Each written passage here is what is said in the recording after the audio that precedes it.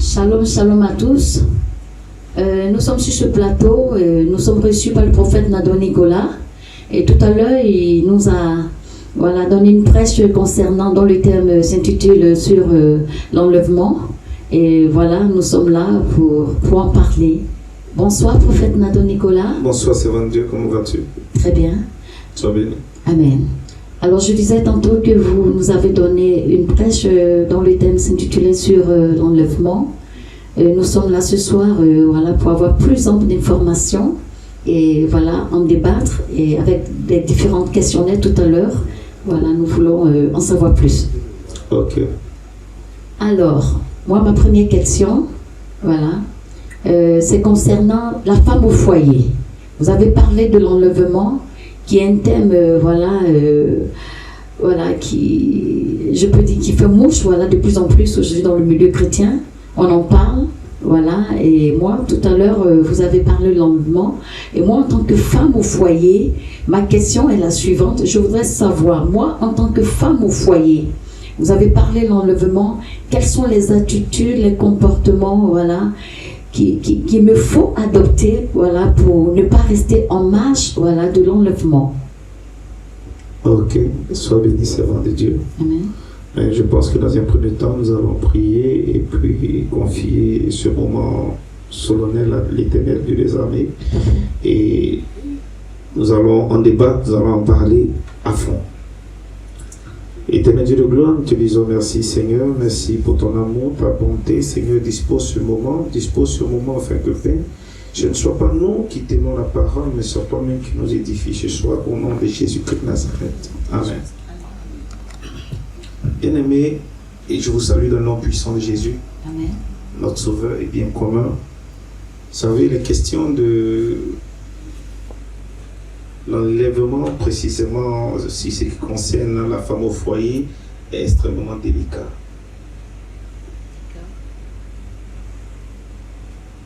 Est extrêmement délicat parce que la femme au foyer, précisément, pour son cas de figure, il faut adopter des comportements qui plaisent d'abord même à ton homme. Parce que si tu veux plaire à Dieu, il faut plaire à celui que Dieu a établi sur toi, sur ta destinée. Est-ce que nous suivons? Parce qu'au jour d'aujourd'hui, nous voyons même des femmes qui sont des femmes des serviteurs de Dieu qui n'ont pas de respect, elles ne respectent pas le ministère de leur mari, de leur époux. Et quand des situations surviennent, il faut s'exposer, il faut faire beaucoup de scandales. En même temps, ça crée une situation qui peut les faire perdre leur salut. Alléluia. Tantôt, les gens ont tendance à dire qu'on ne perd pas le salut, mais je pense que c'est archi faux. Il y a des choses, la Bible dit malheur à celui par qui le scandale arrive. C'est quel malheur qui doit arriver à celui par qui le scandale arrive? Amen. Donc, dans le foyer de la femme, il faut qu'elle adopte des attitudes qui vont véritablement toucher le cœur de son homme. Alléluia. Pour qu'elle puisse en réalité plaire à Dieu avant de songer à l'enlèvement. Nous allons prendre ici le livre de Proverbes, chapitre 31, verset 10, je pense 10 jusqu'à 31. Dans notre génération, nous avons des styles, nous avons 3 catégories de femmes, pour être un peu plus précis. Il y a d'abord la jeune fille, il y a la femme qui a atteint l'âge de se marier, qui n'est pas encore mariée, qui n'est pas une femme au foyer, alléluia, et il y a la femme au foyer, il y a la femme adulte au foyer, alléluia.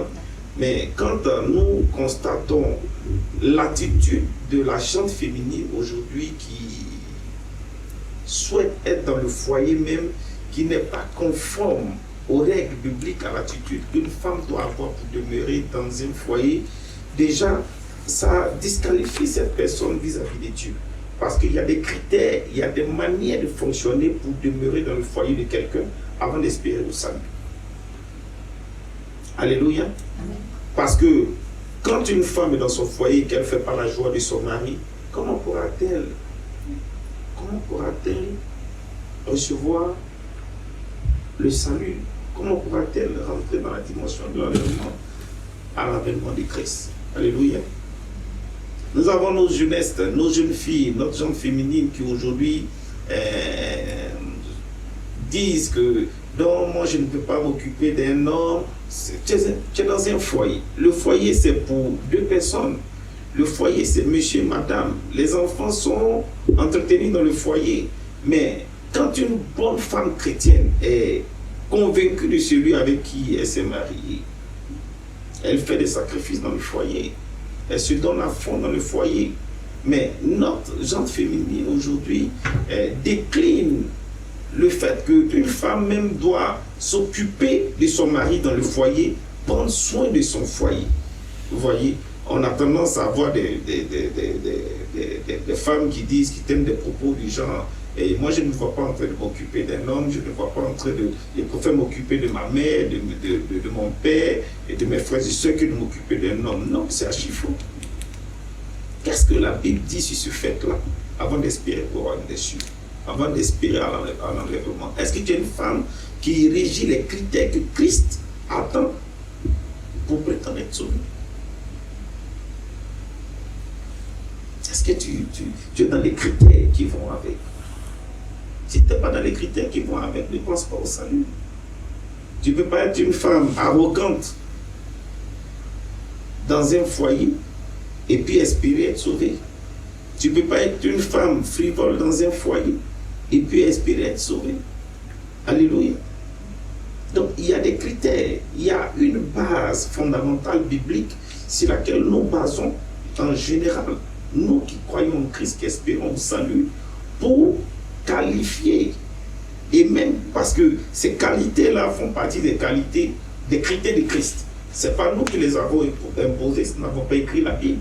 Il y a des critères bien régis pour amener une femme à espérer au royaume des cieux. Quelle qualité de femme qui est régie pour la vie des chrétiens? Comment la femme doit se comporter elle-même? Tout est biblique. Mais quand on décline cela, comment pouvons-nous espérer au salut? Il y a ces facteurs. Il y a ces facteurs qui font qu'aujourd'hui, elle est chrétienne, la femme, tu as marié une femme chrétienne, c'est elle qui te crée tous les problèmes. Parce que à la base, elle ne digère pas certains propos, elle ne digère pas certaines situations, mais en réalité, c'est la femme qui fait le foyer. Mais si la femme n'est pas capable de digérer certaines situations que lui impose, la Bible dit que l'homme est le chef de la femme. Un chef, il y a son autorité qui est en jeu, il y a son arrogance, oui. L'homme ne peut être arrogant envers Dieu, mais l'homme peut être arrogant envers sa femme. Oui, je te le dis sincèrement. Parce qu'un chef, il a une autorité. Mais l'autorité est un peu similaire avec la dureté. Parce qu'une autorité, c'est appliquer son plein pouvoir sur une personne. Or, l'homme a le plein pouvoir sur la femme. Mais il y a certaines femmes qui ne digèrent pas l'autorité de l'homme dans leur vie. Comment ce style de femme a pu espérer au salut? Et c'est compliqué, c'est difficile. Mais il y a un souci. La Bible dit que le peuple de Dieu périt par manque de connaissance. Et si le peuple de Dieu périt par manque de connaissance, ça veut dire qu'il y a quelque chose, il y a une connaissance que nous devons acquérir bibliquement pour pouvoir entrer dans ces critères-là pour espérer au royaume des cieux. Alléluia. Parce que la femme a deux fardeaux. La femme a deux fardeaux. Elle a le fardeau du ministère. Quand elle dit du ministère, elle a le fardeau de croire en Dieu. Elle a le fardeau de croire en Dieu, mais elle a le fardeau aussi de croire en son homme. Alléluia. Or, il est facile de croire en Dieu parce que nous ne voyons pas Dieu. Amen. Mais il est difficile de croire en son homme parce que quand tu vas voir ses défauts, quand tu vas entendre ses propos durs par moments, si tu n'es pas une femme qui aborde le Saint-Esprit, qui accepte l'Esprit de Dieu, qui est soumise, qui va avec les critères, qui lit la Bible, qui sait quel genre de femme qui peut plaire à un homme chrétien, quel genre de quelle qualité de femme que Dieu apprécie. Il est difficile d'être dans les critères qui régissent une bonne femme pour espérer au royaume des cieux, parce qu'il faut être une bonne femme avant tout. Nous allons lire ici Proverbe chapitre 31, verset 10 à 31. Vas-y. Je lis la parole de Dieu avec respect et considération. Amen. Proverbe 31 à partir du verset 10. Qui peut trouver une femme vertueuse? Elle a bien plus de valeur que les belles. Ça va. Qui peut trouver une femme vertueuse? Elle a bien plus de valeur que les pères. Alléluia. La femme vertueuse, c'est la femme qui s'est pardonnée. C'est la femme qui est remplie de vertus, je ne sais pas comment vous dire ça, mais c'est la femme qui a des valeurs. Amen. C'est la femme qui a des valeurs, qui a des principes, qui sait que son homme, il faut le respecter, il faut l'aimer, il faut le chérir. Alléluia. Vous savez pourquoi Dieu dit à la femme? Parce qu'il sait que c'est compliqué pour elle. Vous savez pourquoi Dieu dit à la femme, sois soumise? Parce que le Seigneur sait qu'il a donné une autorité à la femme qui parfois lui rend arrogant. Quand la Bible nous dit que la femme est une aide pour l'homme, ça veut dire que la femme a des capacités qui parfois supplantent l'homme. Alléluia. C'est la raison pour laquelle elle peut être une aide. Celui qui est aidé est inférieur parfois à celui qui apporte de l'aide. Amen. Donc quand une femme constate cela, quand une femme a un degré de discernement poussé, elle constate cela, elle devient arrogante. Elle devient impolie. Elle nous parle d'émancipation. Et là, les vertus dont la Bible parle s'égarent. Elle perd ses vertus. Qui a trouvé une femme vertueuse? Qui peut trouver une femme vertueuse? Elle a bien plus de valeur que les belles. Voilà. La femme vertueuse n'est pas censée manquer de respect à son mari, même quand il est inférieur intellectuellement à elle. Elle n'est pas censée manquer de respect à son mari parce qu'il a tenu des propos qui vont à l'encontre de elle, ses principes. Amen. On n'a que des principes pour une bonne femme, pour une femme qui veut hériter du royaume des cieux, qui veut subir l'enlèvement. On n'a que des principes. Les principes de son homme. On n'a pas de principes dans les principes d'autrui, puisqu'on est la femme d'autrui. Amen. Et ce système d'émancipation égare beaucoup notre genre féminin. Continue mon fils. Verset 11. Verset 11. Le cœur de son mari a confiance en elle. Le cœur de son mari a confiance en elle parce qu'elle a des vertus qui vont avec les critères bibliques.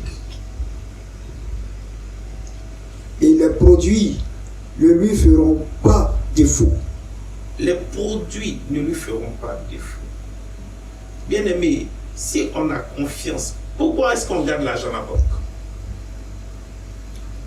C'est parce qu'on a l'assurance que là-bas, notre argent ne peut être dilapidé. Amen.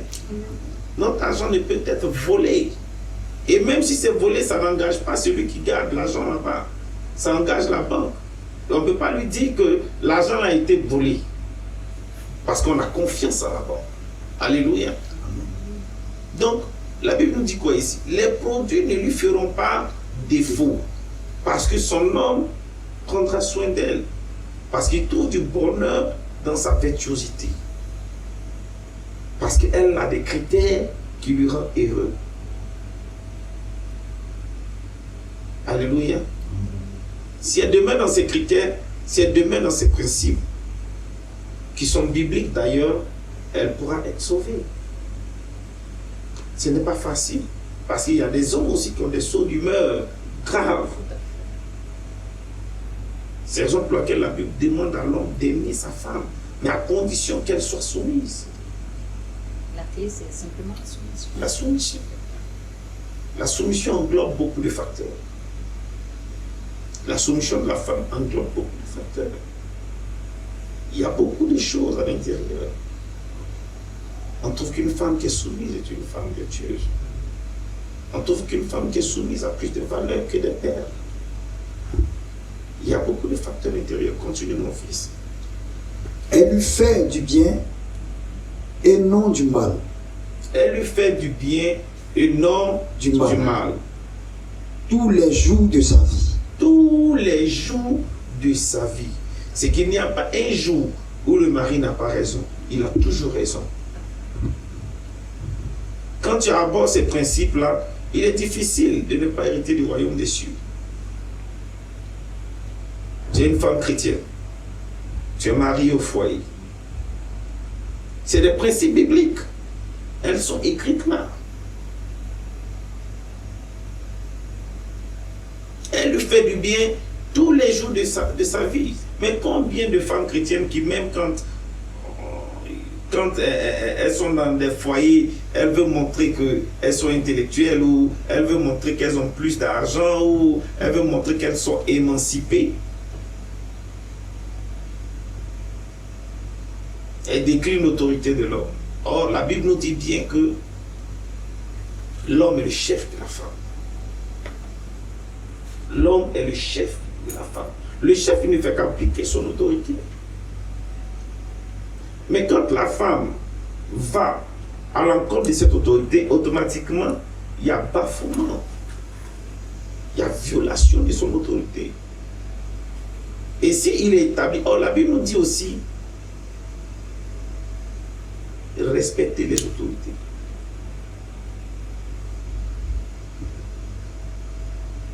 Et cette autorité-là, Dieu qui l'a donnée à la femme.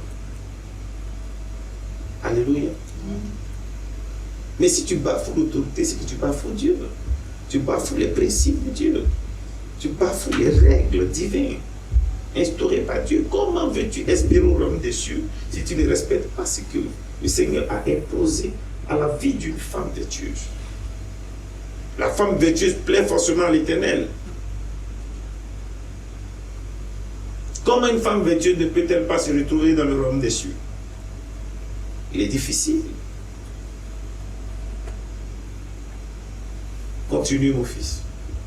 Elle se procure de la laine et du lin et travaille d'une main joyeuse. Combien de femmes aujourd'hui qui attendent à ce que le monsieur parte travailler et envoie de la nourriture à la maison?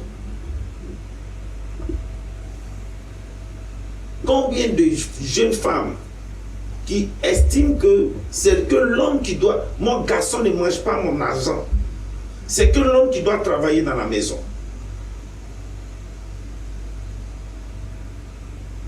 Parce que quand elle se base, elle parle d'émancipation. Non, c'est l'homme qui doit travailler pour envoyer de la nourriture et le garçon mange l'argent des femmes, ce n'est pas bon. Où tu as appris ça? Comment veux-tu être heureuse? Comment veux-tu faire du bien à ton mari si tu n'es pas prête à travailler pour le nourrir? C'est la Bible qui dit qu'elle se procure de la laine. Elle travaille. Continue, mon fils. Elle se procure de la laine et du lin et travaille d'une main joyeuse. Elle travaille d'une main joyeuse. Mais de nos jours, nos jeunes femmes féminines là, quand elle va aller travailler, elle vient les quitter là-bas, elle est fatiguée, elle est fâchée, tu l'énerves. Alléluia. Tu l'énerves même, toi le mari vient te trouver là parce qu'elle est quittée au travail. Oui, mais pourquoi les enfants ne sont pas lavés? C'est à toi l'homme qui demande ça. Aujourd'hui, je t'ai laissé à la maison, tu faisais rien, donc pourquoi c'est pas comme ça? Je viens, tout est pas correct. Non. La Bible dit qu'elle travaille d'une main joyeuse. Elle fait son job, qu'elle rentre à la maison, elle est contente de voir son mari, elle est contente de voir ses enfants, et elle fait le ménage, elle les fait à manger. Avec joie. Mais, il y a combien de femmes ici dehors? Il y a combien de femmes ici dehors dans le Cocody? Et ailleurs. et ailleurs bien sûr, qui peuvent accepter ça. C'est là qu'on rate son salut. Une femme impolie ne peut pas hériter du royaume des cieux. Ça ne fait pas partie des caractéristiques de virtuosité. Une femme qui se surestime ne peut pas rentrer dans le royaume des cieux. C'est impossible. On n'interpelle pas la femme à se sous-estimer, mais à être soumise et à remplir les critères de virtuosité pour qu'elle puisse rentrer dans le royaume des cieux. Alléluia. Continue, mon fils. Elle est comme un navire marchand. Elle amène son pain de loin. Elle est comme un navire marchand. C'est que c'est une femme qui travaille, qui amène un rendement à la maison. Alléluia. C'est une femme qui travaille. Elle sort matin à 5 h, 6 h, 4 h. Elle va travailler et puis elle vient avec la nourriture. Que l'homme travaille ou il ne travaille pas, elle là, c'est un devoir pour elle d'aller travailler pour nourrir sa maison.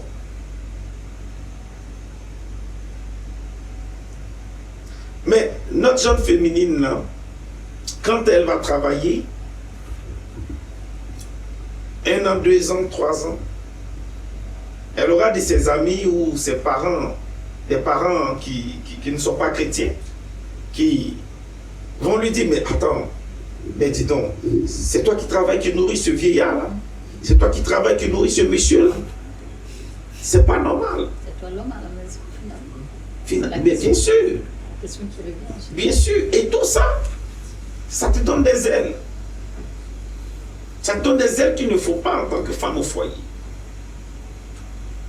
Et pour ces fêtes-là, tu peux perdre ton couple. Tu peux rater le royaume des cieux.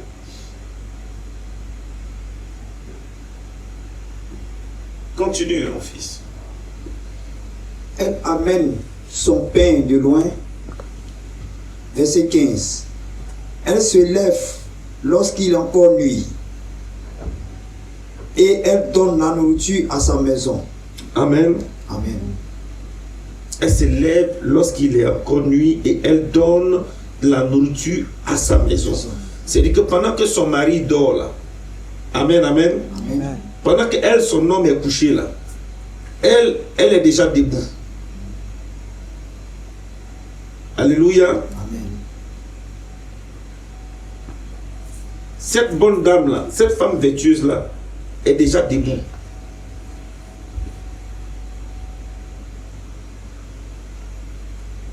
Mais attention, une dame qui s'est levée depuis 5 h du matin fait à manger à son homme. Mais elle fait du bien à son mari. Et si elle est dans ce contexte-là, toute sa vie, mais bien aimé, c'est un témoignage grandiose dans sa destinée. Parce qu'elle a respecté les critères régis par l'Éternel Dieu des armées pour être une femme vertueuse. Est-ce qu'une femme vertueuse ne peut pas hériter du royaume des cieux? C'est la question profonde. Est-ce que si tu fais de toi une femme vertueuse, tu peux rater l'enlèvement? Non, c'est pas possible. Mais le problème, c'est qu'il y a une dépravation des mœurs. Il y a une contradiction des choses. Et on y adhère sans état d'âme, sans se référer aux Écritures. Et ça crée de la confusion. On pense qu'en tant que femme, illettrée comme intellectuelle, on doit tout dire. On doit parler à n'importe quel moment devant son mari. Quand son mari prend la parole, en même temps, il faut l'interrompre. Voyez. Et quand nous sommes comme ça, il est difficile que nous puissions entrer dans le royaume des cieux. Très difficile. C'est très difficile. Alors que la Bible dit qu'il est difficile pour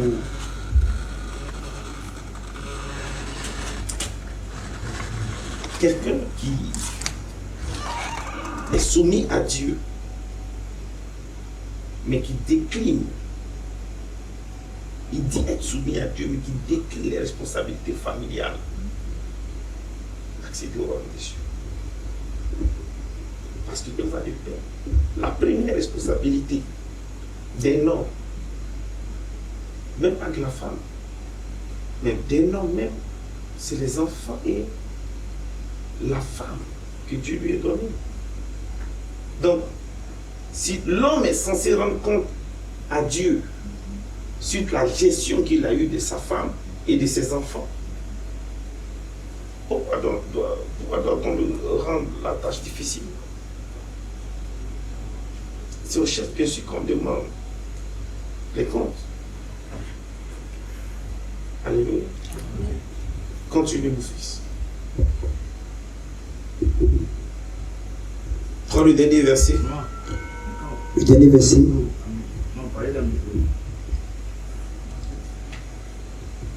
Au verset 16. Elle pense à un champ et elle acquiert du fruit de son travail. Elle plante une vigne.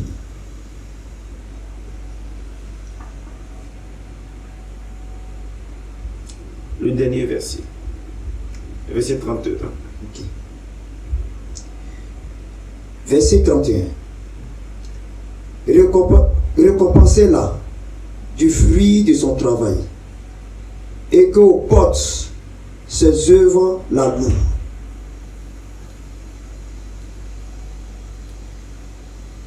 Le plan. Récompensez-la du fruit de son travail et que porte ses œuvres la louent. Vous comprenez? Récompensez-la du fruit de son travail. Amen. Si tu espères, femme, si tu espères maintenant l'enlèvement, si tu espères être enlevé avec l'église de Jésus-Christ, comporte-toi, commence à te comporter bien dans la maison de ton mari. Commence à agir avec beaucoup et plus de valeur que les perles. Alléluia. Dieu te bénisse.